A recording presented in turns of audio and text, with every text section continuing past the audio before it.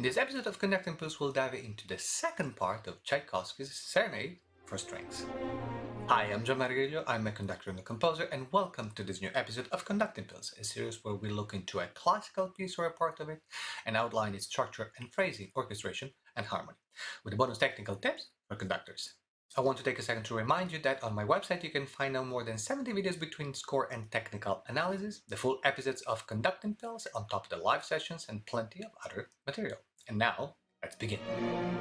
The elegy maintains the elegant transparency of the voices already heard in the previous movement, but the music takes on a more serious and meditative tone, and the purely Slavic spirit that is imbued in the entire work is more evident. The meditative tone is clear from the first bars. Again, the idea is formed on a scale, double in this case. While the violins and violas move up, cellos and basses in moto contrario move downwards. Tchaikovsky hints towards a minor key till the end of this introduction, where we clearly land on D major.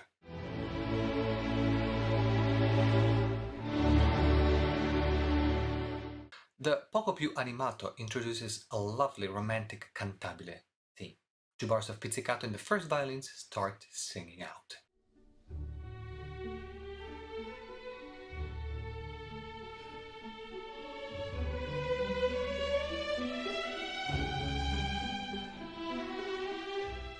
The theme is retaken by the cellos and violas with the answer offered by the first violins.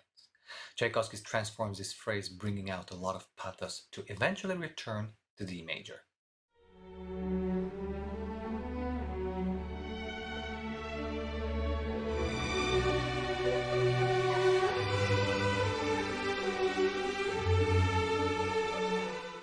The following section sees the pizzicato turn into arco. The 8-note triplets accompany a dialogue between first violins and cellos, reaching a forte and then going back to the piano dynamic to start over.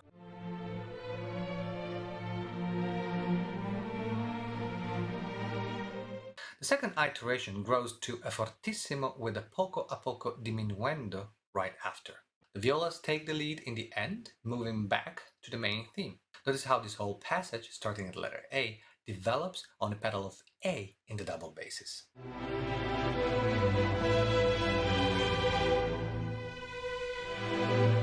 And now the theme remains with the violas. This reprise is built on different layers. The pizzicato triplets of the cellos, reinforced on the downbeat by the double basses, the counterpoint every other bar of the second violins, the lyrical counterline of the first violins answering the cellos.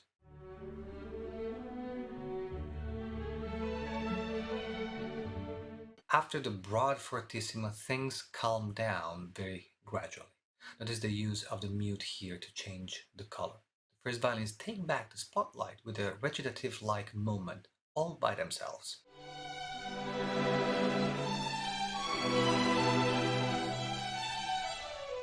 The reprise of the opening motive leads to the coda of the movement, which adopts material from the main theme and its various counterpoints on top of elements from this last bridge, like the leap in the first and second violins and the second and third bar of letter D.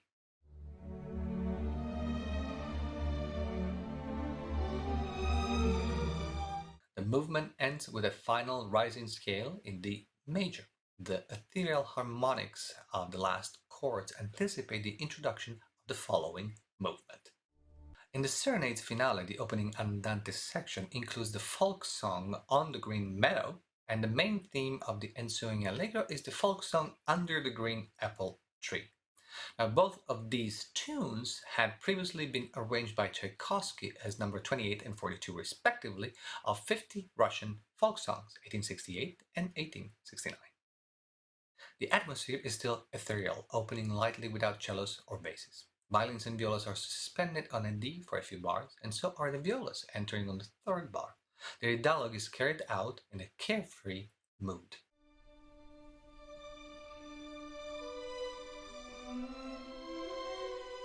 Cellos and basses join in. Everything remains very serene.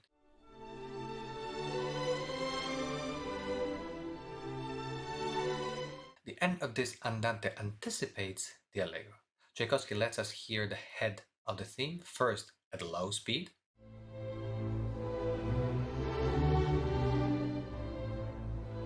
then slightly faster, contracting the values and turning the quarter notes into 8 notes.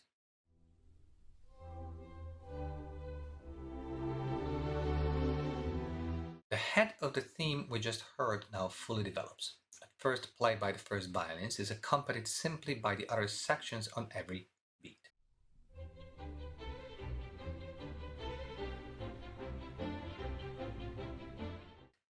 The second time the phrase is enriched by small scales alternated by violas and second violins. Cellos and basses join in, contributing to the crescendo.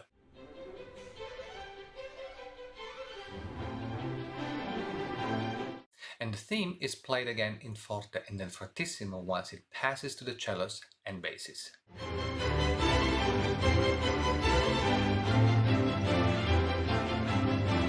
Landing on a transition to the second theme.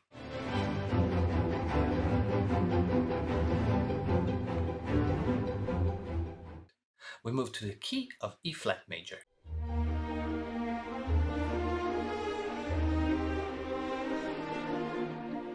The roles are swapped.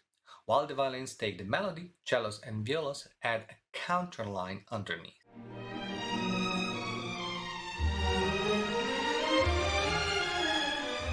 At letter C, the first theme is back, again in the low register, while the violins insist on the head of the second theme.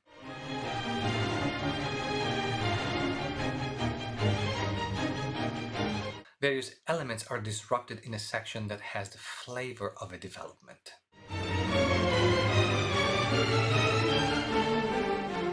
Until the first theme returns and is transformed into a cascade of notes closing the exposition.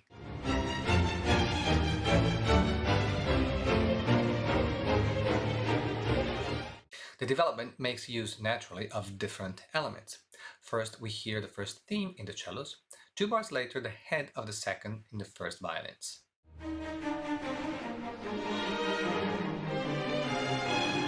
The game is interrupted right away by a descending line of the first violins and repeated a step lower. And then the real fun begins. A repeating progression builds up to the forte. Violins and violas play with the second theme, while cellos and basses add the excitement underneath with the first.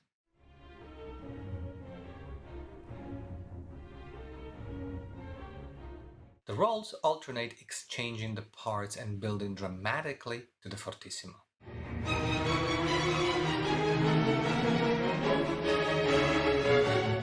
At letter G, everything tightens up. Only the head of the first theme remains dovetailed between the different sections.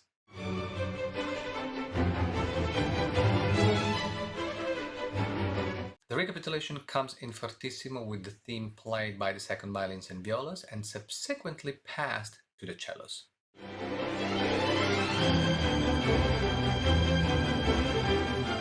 Shortly after, we are taken to the second theme, which remains now in the home key. The recap proceeds as usual until we get to the end of it, where Tchaikovsky transitions to the coda. The coda is in fact built on the exact same material as the beginning of the serenade, circling back to the first movement.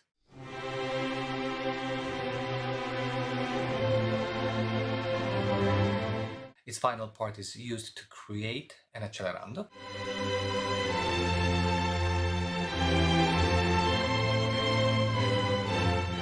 And the first theme of this finale is back. The tempo turns to a più mosso, closing the serenade with great energy.